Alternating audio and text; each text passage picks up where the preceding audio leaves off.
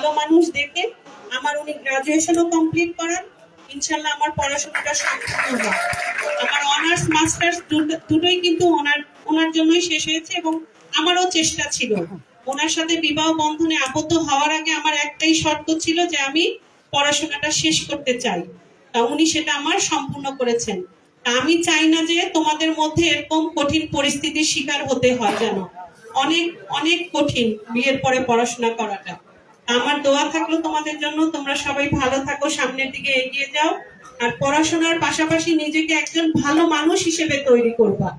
কেউ যেন তোমাদের নামে কোনো খারাপ কথা বলতে না পারে। কে কে কোন ঘরের সন্তান কার কি আছে সেটা বড় কথা না, সবচেয়ে বড় কথা হচ্ছে নিজেকে সঠিকভাবে গড়ে তোলা এবং প্রত্যেকটা মানুষকে সঠিকভাবে সম্মান দেয়া। তোমাদের দ্বারা যেন এমন কোনো কাজ না হয় যাতে কারো অসম্মান হয়, কেউ কোনো দুঃখ পায়। সবাইকে সমান চোখে দেখবা এবং সবাইকে সম্মান দিবা। তো তোমাদের ভবিষ্যৎ ভালো হোক এই আশা করি। সকল শিক্ষকদেরকে আমার অনেক অভিনন্দন, সালাম।